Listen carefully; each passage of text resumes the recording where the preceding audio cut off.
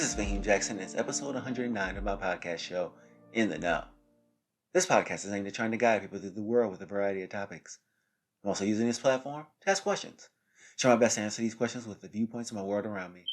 The following episode is an introduction speech into the topic of today. That introduction speech is regarding what if the human body holds more of a symbolic meaning? You ever wonder if our human body is not as bodily as we think it to be? Meaning, the human body was a symbol for something else.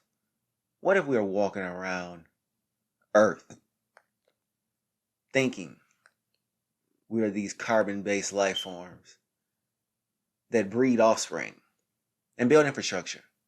What if our body was designed as a universe similar to the universe out of this Earth? Or better yet, maybe we are our own Earth, and our bloodstream is like our waterways and organs like countries. The same veins that send signals to the brain is our own global telecommunication system.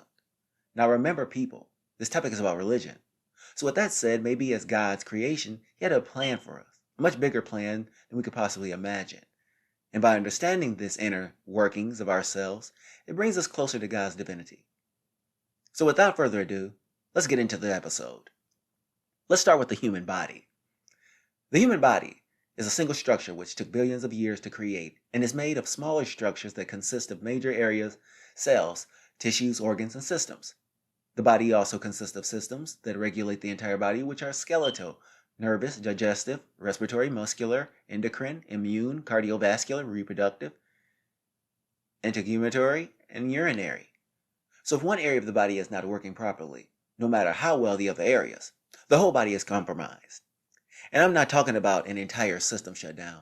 It could be something as simple as a small tissue area.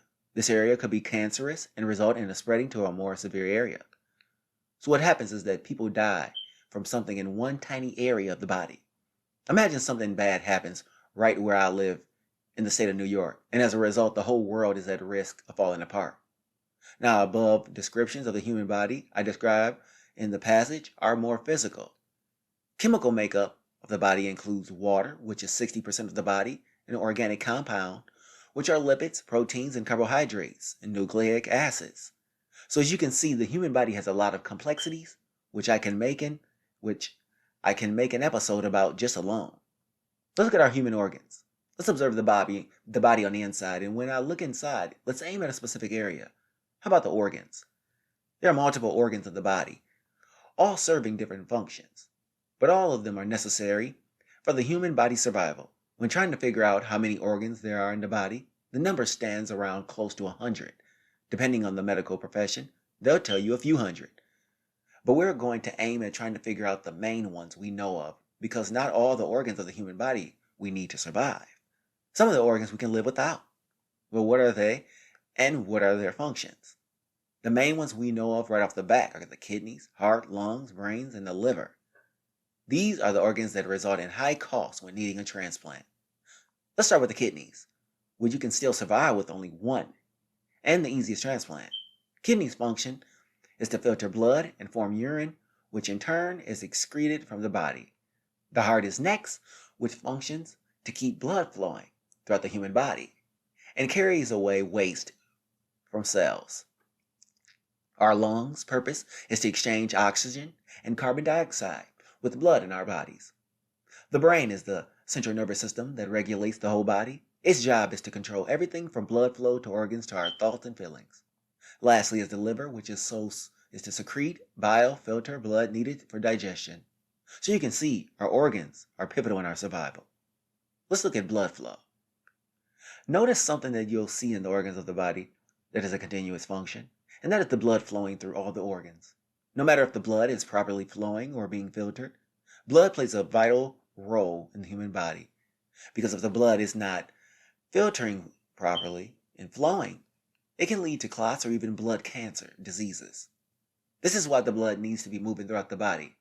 It's the main reason why now on jobs, people are encouraged to stand at stations and work so they are forced in a position to move about. Because if the body is idle for too long, the blood does not flow throughout the body properly. Now, if this is done here and there, it is no big deal. Yet if you are seated the whole day, every day, And over time, you'll develop problems internally. So keep yourself moving throughout the day so that your body can remain healthy. Let's look at the human body from a logical and reasoning perspective. See, this is the area of the body where a great deal of our decision making is conducted.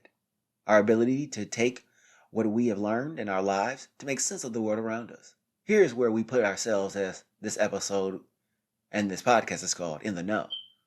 And from there, build and make improvements to our lives as well as the improvements to the lives of others. You always try to figure out sometimes where you get the mind frame from that you have been given. But this is also the logic and reasoning that allows men to send other people's children to war zones as well. So men will use logic to perform great feats, but also ruin many lives. But there's another portion of the mind known as the emotions. That's right. Whenever we view emotions, we point to our hearts, but that's not where emotions come from. Human emotions? The emotions stem from the deep inner feeling we get. And this feeling comes from the mind. But when we describe how we feel, it should come from the heart. Maybe the heart is thought to be associated with feelings because of how the blood pumps through the heart, which brings comfort. The other reason why feelings are associated with the heart is because of the strong relationship between the heart and the brain. The brain is the central control system that shows how much blood needs to be pumped, but the heart controls the blood flow. So you actually have two control systems in our body.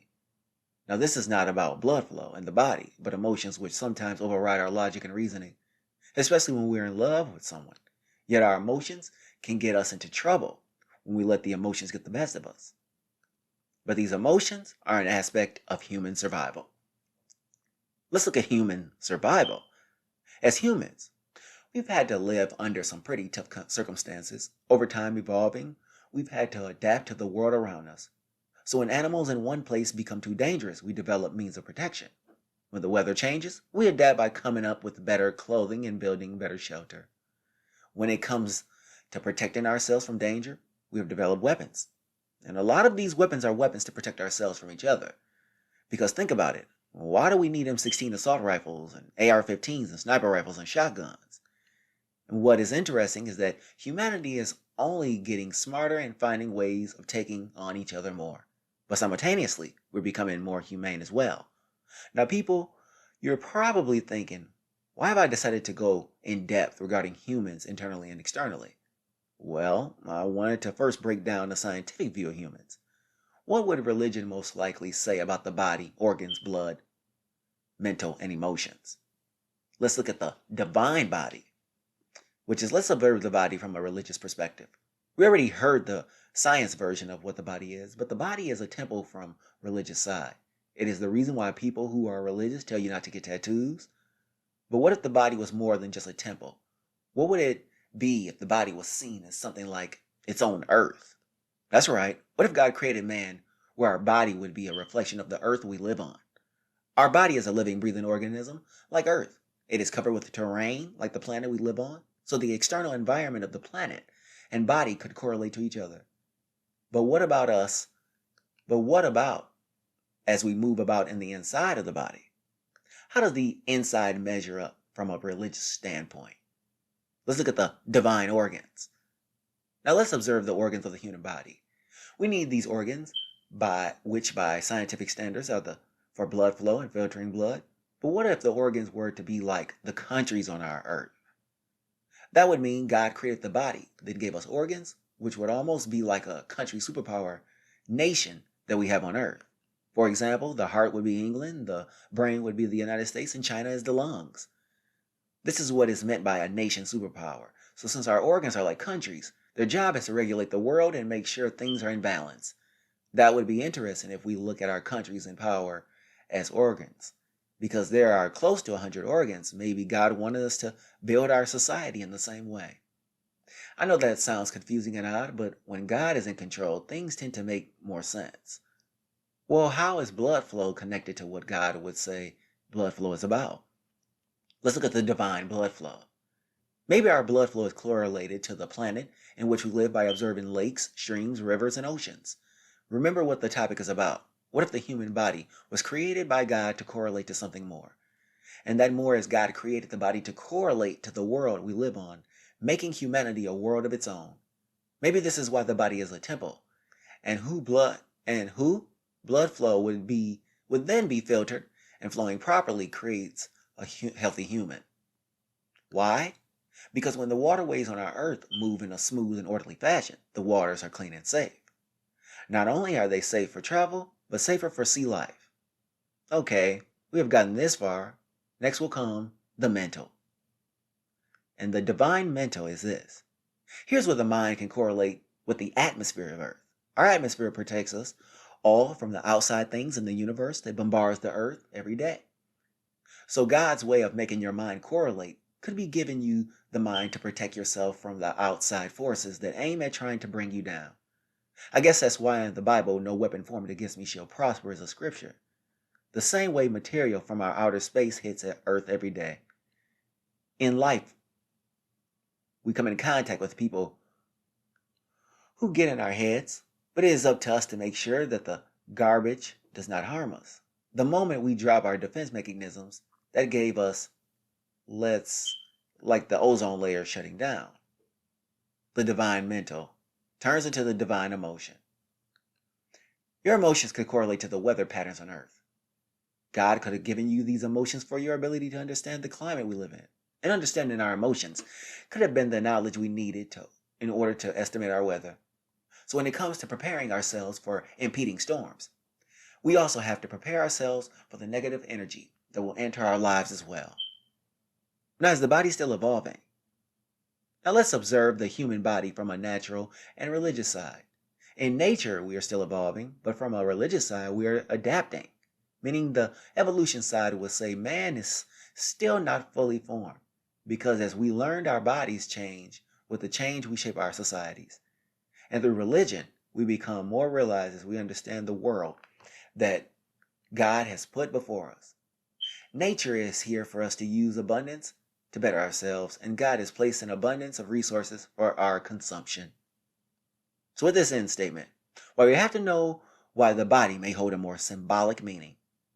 See, the human body holds so many meanings, but how about the idea of the world correlating to the human body? And if the belief is that God created man, then this was all part of a greater plan. But the real question is, what is the plan? The plan could be for us to better ourselves, better understand ourselves by understanding the world around us. The human body is still evolving and adapting. So where do we go from here? Thanks for listening to In the Know.